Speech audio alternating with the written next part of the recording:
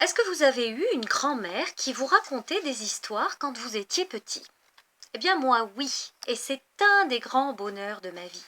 C'est une femme qui était extraordinaire, que j'adore et que je remercie encore aujourd'hui pour tout ce qu'elle m'a transmis. Alors dans toutes les histoires qu'elle nous racontait, il y avait évidemment tous les classiques, c'était normal, il fallait les connaître. Et dans ces classiques-là, il y avait les malheurs de Sophie de la comtesse de Ségur. Alors, moi, je sais que je les ai adorés étant petite, étant enfant. Je les ai transmis à mes enfants. Sarah et Enzo ont eu droit à toutes les histoires de cette petite Sophie quand eux-mêmes étaient petits. Et nous avons des histoires que nous avons préférées à d'autres. L'une de mes préférées s'appelle Les Petits Poissons. Alors, je ne sais pas si vous la connaissez, mais aujourd'hui, j'avais envie de vous la raconter. Sophie. Eh bien, écoutez, je vais vous la lire, ce sera plus facile et vous allez la découvrir. Sophie était étourdie. Elle faisait souvent sans y penser de mauvaises choses. Voici ce qui lui arriva un jour. Sa maman avait des petits poissons, pas plus longs qu'une épingle et pas plus gros qu'un tuyau de plumes de pigeon. Madame de Réan aimait beaucoup ces petits poissons. Ils vivaient dans une cuvette pleine d'eau, au fond de laquelle il y avait du sable pour qu'ils puissent s'y enfoncer et s'y cacher. Tous les matins, Madame de Réan portait du pain à ses petits poissons. Sophie s'amusait à les regarder pendant qu'ils se jetaient sur les miettes de pain et qu'ils se disputaient pour les avoir. Un jour, son papa lui donna un joli petit couteau. Sophie, enchantée de son couteau, s'en servait pour couper son pain, ses pommes, ses biscuits, des fleurs, etc. Un matin, Sophie jouait. Sa bonne lui avait donné du pain et elle l'avait coupé en petits morceaux. Elle faisait des tranches, des feuilles de salade. Elle demanda à sa bonne de l'huile, du vinaigre pour faire une salade. Sophie adorait jouer à la dinette. Non, répondit la bonne, je veux bien vous donner du sel, mais pas d'huile ni de vinaigre qui pourrait tacher votre robe. Sophie prit le sel et en mit sur sa salade. Il lui en restait beaucoup. Oh, si j'avais quelque chose à saler, se dit-elle.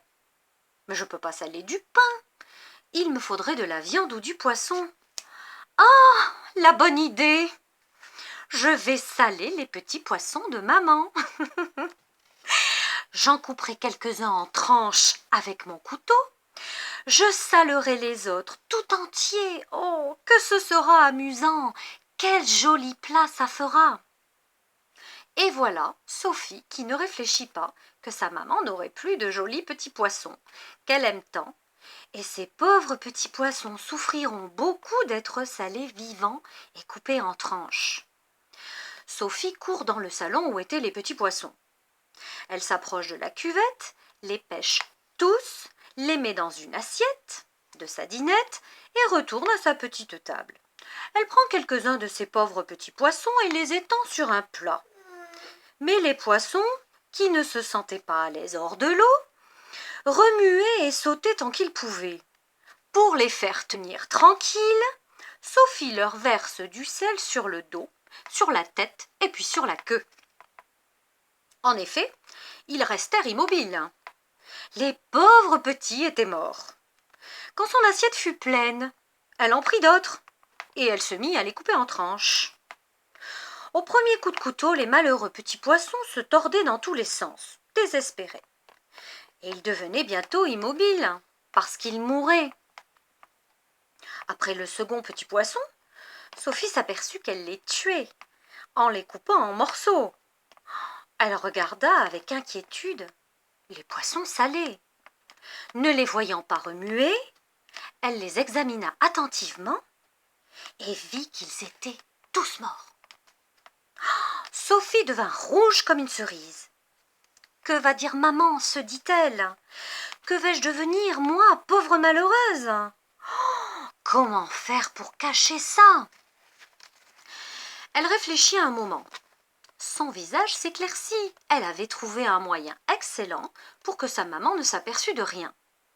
Elle ramassa bien vite tous les poissons salés et coupés, les remit dans une petite assiette, sortit doucement de la chambre, et les rapporta dans la cuvette.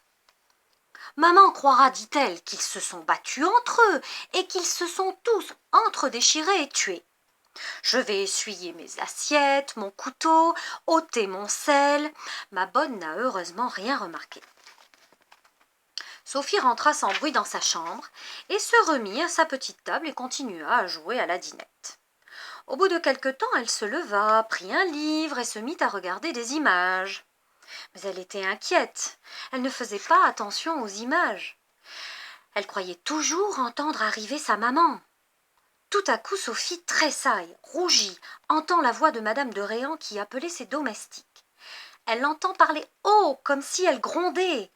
Les domestiques vont et viennent. Sophie tremble que sa maman n'appelle pas sa bonne. Elle l'appelle quand même. La bonne aussi avait entendu du bruit et, curieuse, quitte son travail et se rend auprès de madame de Réan. Elle rentre un quart d'heure plus tard. « Comme c'est heureux, dit-elle à Sophie, que nous ayons été toutes les deux dans notre chambre sans en sortir. Figurez-vous que votre maman vient d'aller voir ses poissons. Elle les a trouvés tous morts, les uns entiers, les autres coupés en morceaux. Elle a fait venir les domestiques pour leur demander quel était le méchant qui avait fait mourir ces pauvres petites bêtes. Personne n'a pu ou n'a voulu rien dire. Je viens de la rencontrer. Elle m'a demandé si vous aviez été au salon. J'ai heureusement pu lui dire que vous n'aviez pas bougé d'ici et que vous vous étiez amusé à faire une dînette dans votre petit ménage. C'est singulier, dit-elle. J'aurais parié que c'est Sophie qui y a fait ce beau coup. Oh, madame, lui ai-je répondu, Sophie n'est pas capable d'avoir fait une chose si méchante. Tant mieux, a dit votre maman, car je l'aurais sévèrement punie. Et c'est heureux pour elle que vous ne l'ayez pas quittée et que vous m'assuriez qu'elle ne peut pas avoir fait mourir mes pauvres petits poissons. Oh, quant à cela, madame, j'en suis bien certaine, a répondu la bonne. Sophie ne disait rien. Elle restait immobile et rouge, la tête baissée, les yeux pleins de larmes. Elle eut envie un instant d'avouer à sa bonne que c'était bien elle qui avait tout fait. Mais le courage lui manqua. La bonne, la voyant triste, crut que c'était la mort des pauvres petits poissons qui l'affligeait. « J'étais bien sûre, dit-elle, que vous seriez triste comme votre maman, du malheur arrivé à ces pauvres petites bêtes. Mais il faut se dire que ces petits poissons n'étaient pas heureux dans leur prison, car enfin, cette cuvette était une prison pour eux. À présent que les voilà morts, ils ne souffrent plus, n'y pensez donc plus, et venez que je vous arrange pour aller au salon, on va bientôt dîner. » Sophie se laissa peigner, laver, sans dire mot, elle entra au salon. Sa maman y était. « Sophie, lui dit-elle, ta bonne t'a-t-elle raconté ce qui est arrivé à mes petits poissons ?»« Oui, maman, dit Sophie. »« Si ta bonne ne m'avait pas assuré que tu étais restée avec elle dans ta chambre depuis que tu m'as quittée, j'aurais pensé que c'est toi qui les as fait mourir. Tous les domestiques disent que ce n'est aucun d'eux. Mais je crois que le domestique Simon, qui était chargé de changer tous les matins l'eau et le sable de la cuvette, a voulu se débarrasser de cet ennui, et qu'il a tué mes pauvres petits poissons pour ne plus avoir à les soigner.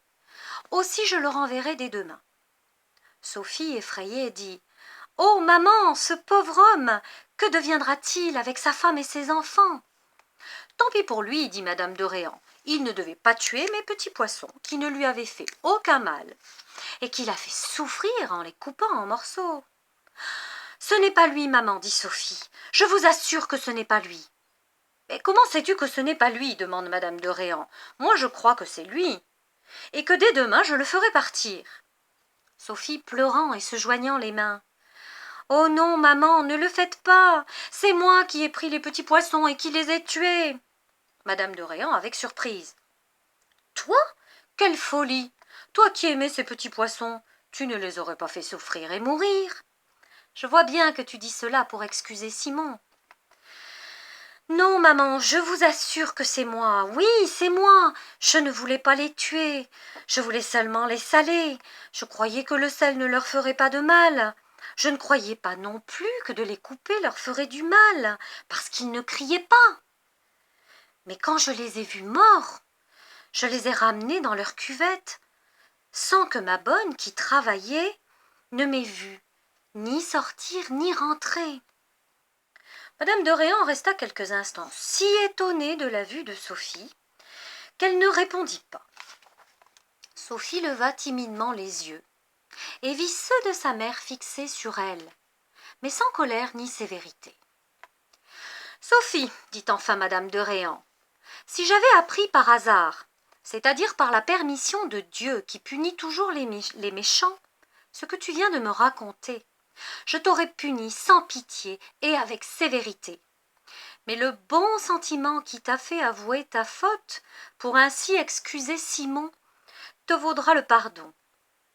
Je ne te ferai donc pas de reproche, car je suis bien sûre que tu sens combien tu as été cruel pour ces pauvres petits poissons, en ne réfléchissant pas d'abord que le sel devait les tuer, et ensuite qu'il est impossible de couper et de tuer n'importe quelle bête sans qu'elle souffre. » En voyant que Sophie pleurait, elle ajouta : « Ne pleure pas, Sophie, et n'oublie pas qu'avouer tes fautes, c'est te les faire pardonner. » Sophie essuya ses yeux et elle remercia sa maman, mais elle resta toute la journée un peu triste d'avoir causé la mort de ses petits amis les poissons.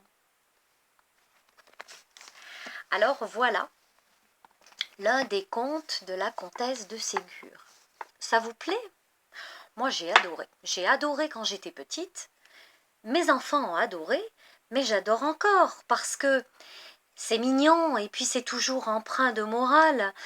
Dans l'histoire de ces petits poissons, on apprend plein de choses sur le rapport des uns aux autres, mais surtout sur notre rapport à la vérité et à la nécessité d'être toujours dans le vrai, et puis surtout d'être humainement honnête avec les autres et de ne pas faire accuser les autres à tort. Donc voilà, écoutez, vous me direz si ce conte de la comtesse de Ségur vous a plu. Je vous souhaite une belle soirée et je vous dis à très bientôt pour une prochaine petite vidéo.